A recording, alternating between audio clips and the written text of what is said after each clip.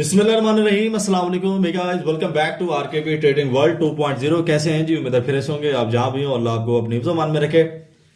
आज मौजूद है ट्रेडिंग के एक ऐसे सेटअप के ऊपर जो यानी कि हमें लॉस करवाता है, और ऐसी गलतियां या ऐसी वजूहात जिनकी बिना के ऊपर हम लोग अपने जो अकाउंट है वो वॉश कर देते हैं। ठीक है, मैं अपना एक एक्सपीरियंस आपके सामने शेयर करूंगा, और कौन से ऐसे दिन है जिसमें हमें ट्रेड्स नहीं करनी चाहिए, कौन सा ऐसा टाइम है जिसके अंदर हमें ट्रेड नहीं करनी चाहिए, और कौन सी ऐसी मेन वजूहात हैं जो कि हमेशा लॉस करवाती आ रही हैं। और अगर हम लोगों ने इसके ऊपर कंट्रोल ना किया या इनको अपनी ट्रेडिंग यानी कि जो एक हमारा ट्रेडिंग सेटअप होता है कि हम लोग एक चीज सोच के आते हैं कि ये चीज हम लोगों ने यानी कि अप्लाई करनी है, या इन चीजों की बिना पे हम लोगों ने अपना जो ट्रेड सेटअप है वो बनाना है।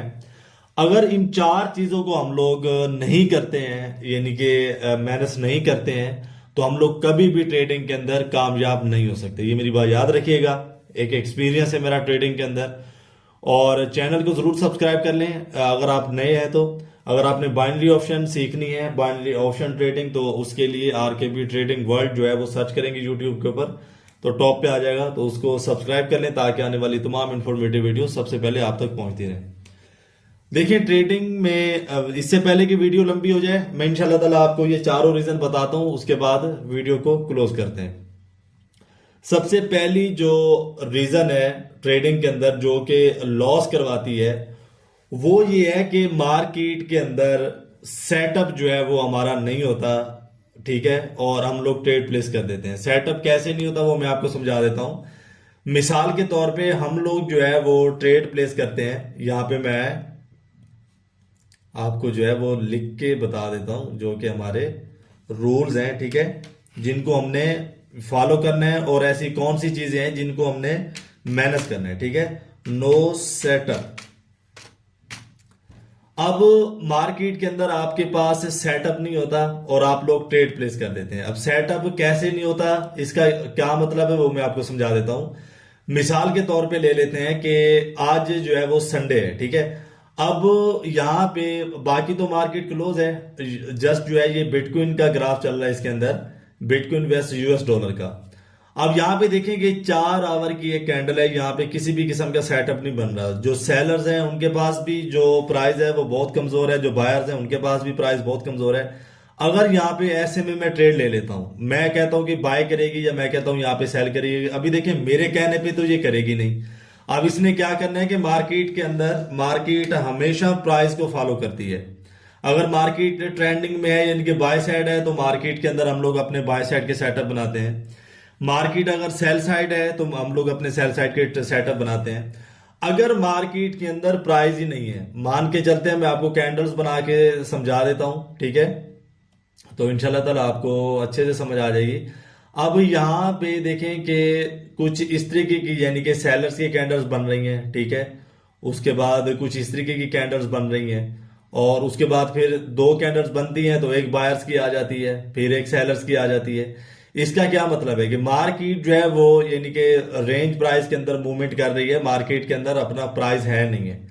तो यहाँ पे भी सेम वही चीज है कि यहाँ पे देखेंगे मार्केट ने थोड़े यानी कि टाइम के लिए यहाँ पे बाय किया है। उसके बाद मार्केट जस्ट इसी एक कैंडल के टॉप और बॉटम को अगर हम लोग मार करते हैं, ये देखें इसी कैंडल के टॉप को और इसी कैंडल के बॉटम को अगर हम मार करते हैं, तो इसी के अंदर चल रही है। अब सेटअप का ना होना, मिसाल के तौर पे आपके पास सेटअप ही नहीं है, ठीक है, कि मार्केट ने अभी मूवमेंट कहाँ पे करनी है, और मिसाल के तौर पे इस सेटअप को अभी मार्केट, ये चीजें जो है वो इस चीज को आपने इजी नहीं लेना। जो चीजें मैं समझा रहा हूं उसको आपने बिल्कुल जो है वो अच्छे से समझना है।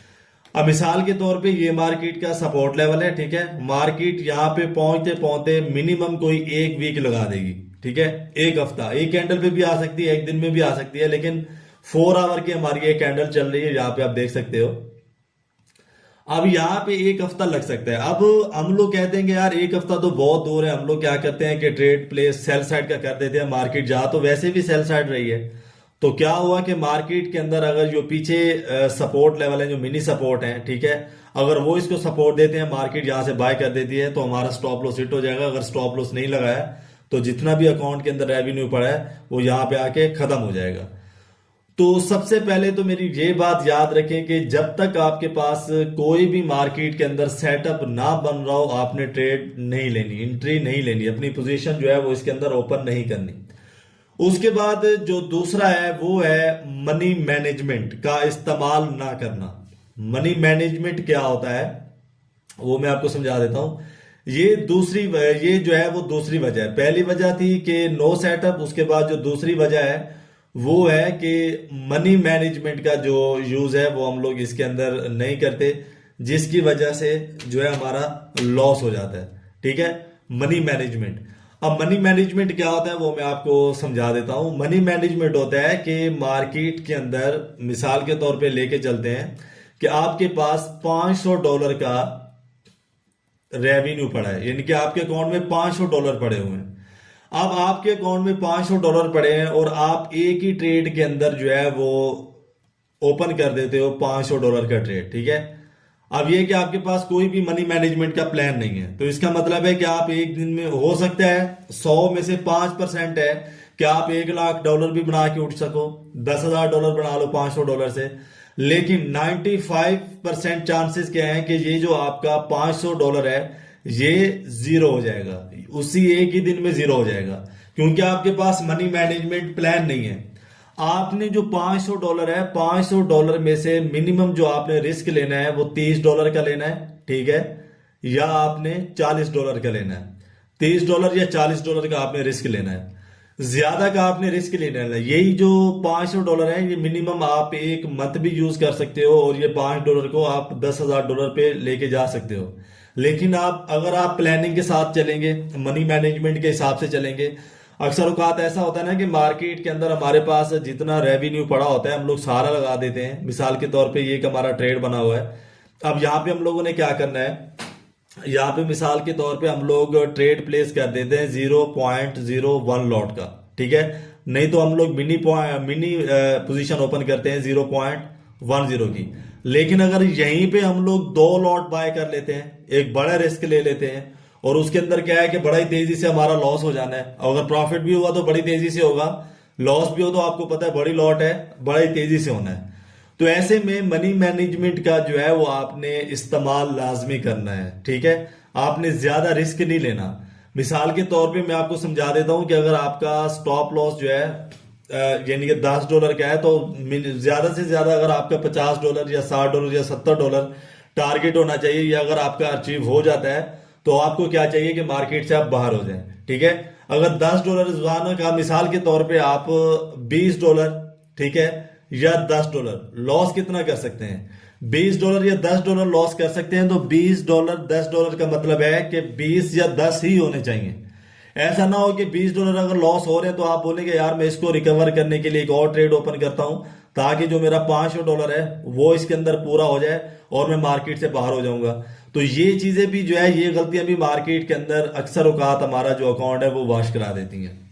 उसके बाद तीसरी सबसे बड़ी जो वजह है मार्केट के अंदर लॉस होने की, वो है सैटरडे और संडे ट्रेड करना। ठीक है, सैटरडे और संडे मार्केट बंद होती है, जो यानी कि कुछ ऐसे होते हैं जो कि ग्राफ होते हैं वो चल रहे होते हैं, उसके अंदर हम लोग जाके अपनी टांग अड़ा लेते हैं। ठीक है, फिर वहां पे क्या होता है कि हमारा लॉस हो जाता है। अब सैटरडे और संडे को ट्रेड हम लोगों ने क्यों नहीं करना होता वो मैं आपको समझा देता हूं। देखें, एक होता है स्टॉक। मिसाल के तौर पे मैं पाकिस्तान से हूं, हमारे, आप पता नहीं किस कंट्री से मुझे देख रहे होंगे। अब एक पाकिस्तान का स्टॉक है, पाकिस्तान का स्टॉक सैटरडे और संडे जो है स्टॉक मार्केट ऑफ हो जाती है। ठीक है, अब सैटरडे और संडे को अगर स्टॉक मार्केट ऑफ हो जाती है, इसका मतलब है कि जो नेशनल हमारी करेंसी है वो बंद पड़ी है। अब नेशनल करेंसी बंद पड़ी है, जो 20% प्राइवेट करेंसीज है वो ओपन हो जाती है मार्केट के अंदर। अगर प्राइवेट करेंसियां ओपन होती हैं तो वो तो किसी भी सूरत ये नहीं चाहेंगी कि जो ताजिर है या ट्रेडर है उसको यहाँ पे फायदा दिया जाए। अब जब मार्केट के अंदर आपकी नेशनल करेंसी ओपन होगी तो नेशनल करेंसी बीट करेगी प्राइवेट करेंसी को, फिर उसके अंदर फिर इंटरनेशनल करेंसियां भी जो है वो इंक्लूड हो जाती हैं, फिर वहां पे उनके ऊपर भी ट्रेड होना स्टार्ट हो जाता है। तो जो सैटरडे और संडे है वो टोटली प्राइवेट ब्रोकर्स जो है वो एक्टिव होते हैं। तो बेहतर है कि मार्केट के अंदर जो सैटरडे और संडे है वो रेस्ट लिया जाए और इसके अंदर किसी भी किस्म का ट्रेड ना लिया जाए।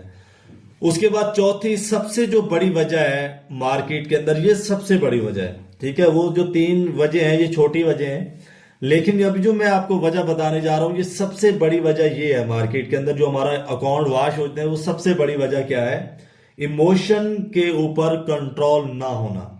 अपने इमोशन के ऊपर कंट्रोल, अपने आप के ऊपर कंट्रोल ना होना। मैं आपको यानी कि सादा अल्फाज के अंदर मैं समझा दूं, खुद के ऊपर कंट्रोल ना होना। मिसाल के तौर पे खुद के ऊपर कंट्रोल ना होना किसे कहते हैं? आपके पास, ठीक है, यहाँ पे मैं आपको बता देता हूं, आपके पास $1000 का रेवेन्यू पड़ा था, ठीक है। अब वो यानी कि आपने $100 का ट्रेड ओपन किया, $100 का आपका ट्रेड हो गया लॉस, ठीक है। बाकी आपके पास कितना रह गया? आपके पास $900 रह गया। अब आपने क्या करना है कि जैसे ही ये $100 आपका लॉस होगा तो गुस्से में आ जाना फुल। फिर मनी मैनेजमेंट की भी ऐसी की तैसी हो जानी है, फिर आप लोगों ने, आपका अपने ऊपर भी कंट्रोल नहीं रहेगा। ऐसे में ऐसे जो है वो यानी कि बहुत सारे ट्रेडर्स हैं, और मैं उनको आज सादा अल्फाज के अंदर ये कह दूं कि अगर आपने अपने आप के ऊपर कंट्रोल ना किया तो आप ट्रेड के अंदर पूरी लाइफ में अपना जो प्रॉफिट है वो नहीं बना सकते, ठीक है। यानी कि पूरी जिंदगी आप अपना प्रॉफिट नहीं निकाल सकते। ट्रेडिंग का नाम है सबर और तहम्मुल, ठीक है। सबर के साथ अगर हम लोग बैठे रहेंगे ट्रेड के अंदर तो हम लोग अपना प्रॉफिट बनाएंगे। अगर सबर हमारे अंदर नहीं है तो हम लोग किसी भी किस्म का इसके अंदर, बल्कि ये जितनी मरतबा भी हम लोग डिपॉजिट करेंगे उस डिपॉजिट को हम लोग जीरो करके जाएंगे। तो यहाँ पे देखेंगे $100 लॉस होता है, 900 बच जाता है। अगला ट्रेड हमारा 200 का ओपन होता है, ठीक है। अगर वो 200 को भी ओपन हो जाता है, यहाँ पे हमारे पास डॉलर कितने रह गए? $700 रह गए। तो यहाँ पे फिर हम लोग क्या करते हैं, 700 का 700 लगा देते हैं कि मार्केट ने हमारा $300 लेके गई, तो लेके गई कैसे? आप देखिए वहां पे फिर हमारे एनालिसिस काम नहीं कर रहे होते। एनालिसिस तो छोड़ो, हम लोग एनालिसिस की फिर मानते ही नहीं है। फिर वो क्या होता है कि अकाउंट आके जीरो हो जाता है। फिर हम लोग यानी कि मैसेजेस के अंदर या टेलीग्राम ग्रुपों में या इधर उधर यानी कि फिर भाग जाते हैं, हम अकाउंट हैंडल कर लें, ये कर लें, वो कर लें, हमारा यानी कि अकाउंट वो वाश हो गया, ये हो गया, वो हो गया। इस सब के अंदर हमारी गलती खुद की होती है। अगर हम लोग यानी कि यहीं पे ठहर जाते, आगे हम लोग अगर ट्रेड ना करते, ठीक है, तो ये जो $900 है ये हमारे पास सेव रहता, और नेक्स्ट डे हम लोगों ने इसी $100 को भी कवर कर लेना था, और हम लोगों का जो रेवेन्यू था वो $1000 होता। हो सकता है $1000 से हम लोग $1200 पे भी चले जाते। लेकिन अगर अपने आपके ऊपर कंट्रोल नहीं करेंगे तो जितनी मर्तबा भी हम लोग डिपॉजिट करेंगे तो हम लोग लॉस ही करेंगे।